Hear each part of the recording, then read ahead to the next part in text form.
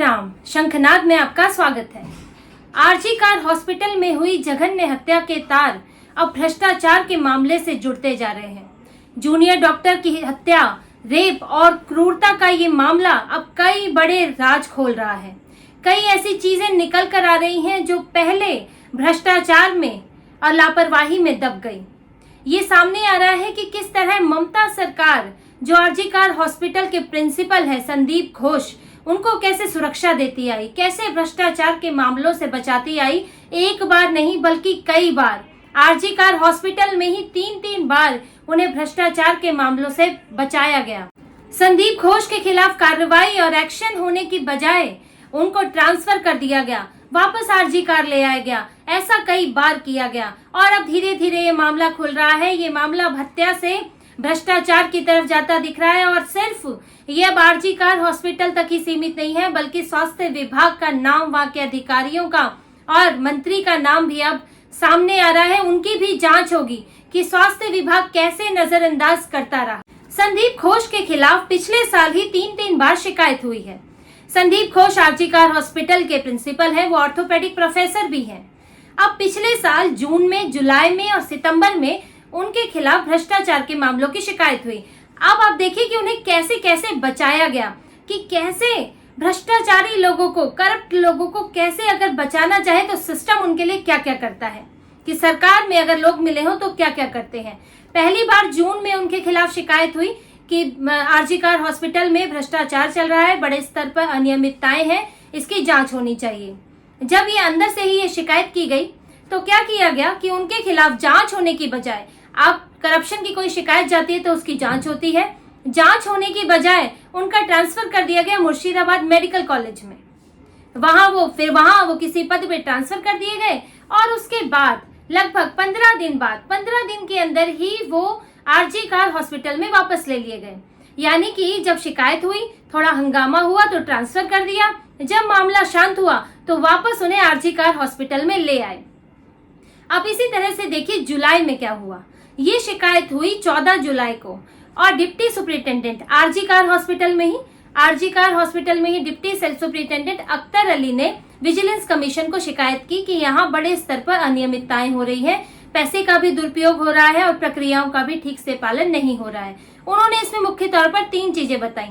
पहला तो टेंडर देने में अनियमितताएं हुई, उनकी भूमिका इसमें बताई गई। दूसरा ये बताया गया कि जो बायोमेडिकल वेस्ट निकल रहा है अस्पताल से, उसे इलीगल तरीके से बाहर बेचा जा रहा है, अवैध तरीके से बेचा जा रहा है और इसमें संदीप घोष के जो अतिरिक्त सुरक्षा कर्मी हैं, एडिशनल सिक्योरिटी पर्सनल है, उनके जरिए काम हो रहा है। बायोमेडिकल वेस्ट में लावारिस लाशें होती हैं, खून हो सकता है या और दूसरी चीजें हो सकती है, जो कि बायोमेडिकल वेस्ट, जो खतरनाक बायोमेडिकल वेस्ट है, वो भी उन्होंने स्पेसिफिक बताया। खतरनाक बायोमेडिकल वेस्ट वो बाहर निकल के दूसरों को नुकसान भी पहुंचा सकता है। उस बायोमेडिकल वेस्ट का कैसे इस्तेमाल हो रहा है, उससे कोई क्राइम भी हो सकता है। अवैध लावारिस लाशों का इस्तेमाल अपराध में भी होता है, लेकिन अवैध तरीके से इस बायोमेडिकल वेस्ट को बेचा जा रहा है। और एक बहुत ही गंभीर आरोप लगा कि कोविड के पैसे का, जो कोविड का फंड मिला था, उसका दुरुपयोग हुआ। उसका इस्तेमाल किस में हुआ? जिम बनाने में, जो ऑफिस के चैम्बर है उन्हें चमकाने में, उनको और सुंदर बनाने में। अब आप बताइए, कोरोना जैसी गंभीर बीमारी में जब अस्पताल कई संसाधनों से जूझ रहे थे, तब उन्हें फंड दिया गया और वो पैसा जनता का ही पैसा था। उस पैसे को कोरोना में आपको जनता के लिए इस्तेमाल करना था और उसे रंगरोगन में इस्तेमाल किया गया, उसे जिम बनाने में इस्तेमाल किया गया। और इतना ही नहीं, इस मामले की जब शिकायत की गई तो इस पर जांच बैठी, स्वास्थ्य विभाग ने जांच बैठाई, क्योंकि एक डिप्टी सुपरिटेंडेंट, बड़े व्यक्ति सबूतों के साथ शिकायत कर रहे थे, तो जांच बैठी। लेकिन जांच का नतीजा अभी तक सामने नहीं आया। किसी को कुछ नहीं पता उस जांच में क्या पाया गया, जांच हुई भी कि नहीं। कागजी तौर पर जांच बैठी और इन पर, संदीप घोष पर कोई कार्रवाई नहीं हुई। जून में शिकायत हुई, कोई कार्रवाई नहीं हुई, कम से कम एक ट्रांसफर हुआ। जुलाई में तो वो भी नहीं हुआ, वो वहीं आरजी कार हॉस्पिटल में बैठे रहे। तीसरी शिकायत थी कि 1 महीने बाद सितंबर में उनके खिलाफ शिकायत होती है। फिर से यही शिकायत होती है कि भ्रष्टाचार चल रहा है, बड़े स्तर पर गड़बड़ियां चल रही हैं, जिनमें संदीप घोष का हाथ है और साथ ही कुछ ट्रेनी डॉक्टर्स का नाम भी इसमें लिया गया कि वो भी इसमें मिले हुए हैं और वही अस्पताल में भ्रष्टाचार बड़े स्तर पर चल रहा है, कुछ ना कुछ गड़बड़ियां यहाँ है। अब क्या किया गया, फिर से वही तरीका अपनाया गया। उनको कार्रवाई करने, जांच करने की बजाय मुर्शिदाबाद मेडिकल कॉलेज में ट्रांसफर कर दिया गया और 11 सितंबर को उनका ट्रांसफर हुआ 2023 में, और ठीक 1 महीने बाद अक्टूबर में उन्हें वापस ले लिया गया। वो फिर से आरजी कार हॉस्पिटल में आके प्रिंसिपल उन्हें बना दिया गया, उनको प्रिंसिपल के पद पर बैठा दिया इस बार। तो आरजी कार हॉस्पिटल में बार बार संदीप घोष को लाया गया। उनके ऊपर बार बार इसी अस्पताल में भ्रष्टाचार के आरोप लग रहे थे और गंभीर आरोप लग रहे थे, फिर भी उन्हें यहाँ वापस लाया गया। और जिन्होंने, जो डिप्टी सुपरिटेंडेंट अख्तर अली, जिन्होंने शिकायत की थी, उनका मुर्शिदाबाद मेडिकल कॉलेज में ट्रांसफर कर दिया गया। अब देखिए, शिकायत करने वाले को ही सजा मिल गई और संदीप घोष अपना वापस आरजी कार हॉस्पिटल में बैठे हुए हैं। और फिर ये मामला कलकत्ता हाईकोर्ट में अभी पहुंचा हुआ है और ये मांग की जा रही है कि अब ईडी के इस मामले की जांच करें, क्योंकि राज्य सरकार कोई कदम उठाने को तैयार नहीं है। अब ये देखने वाली बात है कि स्वास्थ्य विभाग तक, अब आप समझिए कि एक मेडिकल कॉलेज के प्रिंसिपल, उनके खिलाफ स्वास्थ्य विभाग कार्रवाई नहीं कर पा रहा है। कितनी बड़ी बात है। आखिर क्यों, कहाँ ये तार जुड़े हैं? आखिर वो व्यक्ति इतना रसूख वाला, इतना पावरफुल कैसे हो गया कि उसके खिलाफ कार्रवाई नहीं हो रही है? और यहाँ तक कि इस बार भी, चौथी बार भी यही करने की कोशिश हो रही थी। जब जूनियर डॉक्टर के ये मामला सामने आया कि जूनियर डॉक्टर के ऊपर किस तरह से अत्याचार हुआ, कैसे हत्या हुई और किस तरह से उसे छुपाया गया, जहाँ ये आरोप लग रहे हैं, जो प्रिंसिपल है उनके ऊपर अभी आरोप लग रहे हैं कि जो हत्या हुई है उसको आत्महत्या दिखाने की कोशिश की गई थी। उनके माता पिता को 3 घंटे तक लाश नहीं देखने दी गई और उनसे कहा गया कि उनकी बेटी ने आत्महत्या की। और इसमें पुलिस की भी मिलीभगत बताई गई है कि मामले को रफा दफा करने की कोशिश हो रही थी कि आत्महत्या बता के मामले को शांत किया जाए। आखिर क्यों ऐसा करना चाहते थे? क्या रेप जैसा मामला, और जो उस पीड़िता के साथ हुआ, जो मृतक है उनके साथ जो हुआ, उसको देखते हुए आप कैसे उसे इस तरह से मामले को रफा दफा कर सकते हैं? तो उनके ऊपर अब भी आरोप लग रहे हैं। साथ ही ये भी आरोप लग रहे हैं कि यहाँ पर सुरक्षा का ध्यान नहीं रखा जाता था। वो प्रिंसिपल है, उनकी जिम्मेदारी है सुरक्षा देना, यहाँ पर डॉक्टरों की सुरक्षा को कोई महत्व ही नहीं था। तो इस तरह के आरोप लग रहे हैं। तो अब क्या हुआ, जब उनकी आलोचना हुई, जब उनकी जांच हुई, तो ममता बनर्जी सरकार ने उनको फिर से ट्रांसफर करने की योजना बना ली और उन्हें Calcutta national medical college and hospital में ट्रांसफर किया जा रहा था। उनका ट्रांसफर हो ही गया था।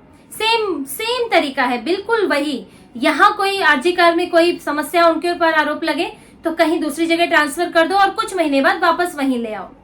और फिर यही हो रहा था। लेकिन इस बार क्योंकि मामला बहुत बड़ा है तो इस बात का विरोध हुआ और फिर से उनका अपॉइंटमेंट जो कलकत्ता के मेडिकल कॉलेज में हो गया था उसको रद्द किया गया। और यहाँ तक कि अब तो सूत्रों के हवाले से ये भी खबर आ रही है कि उन्हें ओएसडी बनाया जा रहा है ममता बनर्जी सरकार में। हालांकि अभी ये पुष्ट नहीं हुआ, इस तरह की खबरें भी आ रही हैं। तो ये सोचने वाली बात है कि आखिर कौन बचा रहा है? आखिर जो प्रिंसिपल संदीप घोष है वो ऐसा क्या जानते हैं, वो ऐसा क्या देते हैं, ऐसा क्या फायदा उनसे मिल रहा है कि सत्ता में बैठे लोग उन्हें बचा रहे हैं, ममता सरकार उन्हें संरक्षण दे रही है? ये कैसे हो रहा है? इसकी अब ये मामले की तह में जाने की जरूरत है। और अभी तो एसआईटी बना दी गई है, स्पेशल इन्वेस्टिगेशन टीम बनाई गई है जो जनवरी 2021 से ये जांच करेगी कि आरजी कार मेडिकल कॉलेज में आखिर चल क्या रहा था। उस जनवरी 2021 से क्या वहां पर भ्रष्टाचार चल रहा था, किस तरह चल रहा था।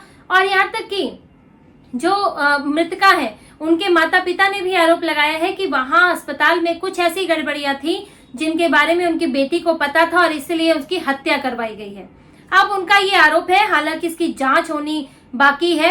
सीबीआई देख रही है इस मामले में कि आखिर क्या क्या पक्ष हैं, क्या पहलू हैं इसके, क्या क्या कारण हो सकते हैं हत्या के। लेकिन अब ऐसे आरोप भी लग रहे हैं और ये सिर्फ हत्या का मामला नहीं रहा। जब परत दर परत खुल रही है तो ऐसा लग रहा है कि अंदरूनी तौर पर कई चीजें छुपी हुई थी। आखिर आरजी कार हॉस्पिटल में बार बार संदीप घोष क्यों भेजे गए?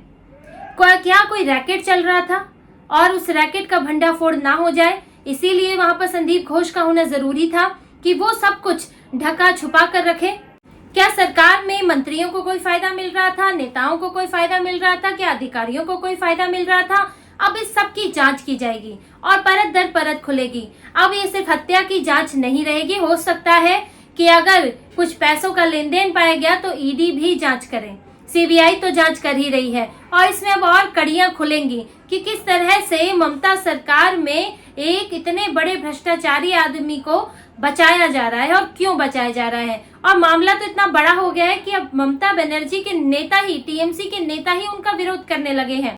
टीएमसी के सांसद सुखेंदु शेखर रॉय ने इस मामले में खुलकर अपनी ही सरकार का विरोध किया है। उन्होंने यहां तक मांग की है कि कलकत्ता के पुलिस कमिश्नर उनकी जांच की जाए और उनका कहना है कि प्रिंसिपल के खिलाफ भी जांच हो कि ये मामला इतनी बड़ी घटना हो कैसे गई। इसके अलावा टीएमसी के ही नेता शांतनु सेन ने भी प्रिंसिपल पर कार्रवाई की मांग की है और यहां तक कि स्वास्थ्य विभाग पर सवाल उठाए हैं कि इतने दिनों से इतने बड़े भ्रष्टाचार के मामले को कैसे इग्नोर किया जा रहा था और अभी इस मामले में भी किस तरह से जो तथ्य हैं वो छुपाए गए। और जब शांतनु सेन ने सवाल उठाए तो उन्हें प्रवक्ता के पद से हटा दिया गया। यहाँ तक कि ममता बनर्जी के भतीजे अभिषेक बनर्जी भी उनसे दूरी बना रहे हैं, प्रिंसिपल पर कार्रवाई की मांग कर रहे हैं। वो ममता बनर्जी की पदयात्रा रैलियों में अभी नहीं दिख रहे। हालांकि इसके पीछे दूसरी वजह भी हो सकती है कि ममता बनर्जी अभिषेक बनर्जी को पार्टी के भविष्य के तौर पर देखती हैं और उनकी छवि खराब नहीं करना चाहती, क्योंकि इस मामले से ममता बनर्जी की छवि पर असर पड़ा है। वो एक महिला है और उन्हीं की सरकार में एक महिला के साथ हुए ऐसे जघन्य अपराध पर, क्रूरतम अपराध पर जो है पर्दा डाला जा रहा था, तो वो चाहती है कि अभिषेक बनर्जी इससे दूर रहे। हालांकि जो भी वजह हो वो तो पार्टी की अंदरूनी बात है, लेकिन दिखावे के तौर पर ही सही अभिषेक बनर्जी को ममता बनर्जी का विरोध करना पड़ रहा है, अपनी सरकार का विरोध करना पड़ रहा है और इसीलिए ममता बनर्जी अब इस मामले में पूरी तरह घिर गई हैं। उनके ये सिर्फ एक मामला नहीं है, भ्रष्टाचार का एक बड़ा जाल है और ये जाल कहां तक इस जाल के तार फंसे हैं, इसी का ही डर है टीएमसी के नेताओं को, इसी का डर है ममता सरकार को कि ये तार कहां तक पहुंचेंगे। जब एक बार जांच होती है, जैसे शिक्षा मंत्री जब वहां पर इसकी जांच हुई कि किस तरह से भर्ती मामले को लेकर जब टीएमसी की जांच हुई थी तो कई लोग पकड़े गए थे और यहाँ तक कि पैसे तक मिले थे। ईडी की जांच में घरों से नोटों की गड्डियां मिली थी। तो यही डर है कि एक बार ये जो तार है ये खुलने शुरू हुए तो कहां तक पहुंचेंगे ये नहीं कहा जा सकता। सीबीआई अभी संदीप घोष का पॉलीग्राफी टेस्ट कराएगी, उसमें पता चलेगा। अगर कोई नई बातें सामने आती हैं तो उसके आधार पर आगे और जांच होगी और ये मामला ममता बनर्जी के लिए बड़ी मुश्किल बनने वाला है। तो इसी तरह की और खबरें और विश्लेषण आपके लिए लाते रहेंगे। हमसे जुड़े रहिए, सब्सक्राइब कीजिए, कमेंट कीजिए। बहुत बहुत धन्यवाद। जय श्री राम।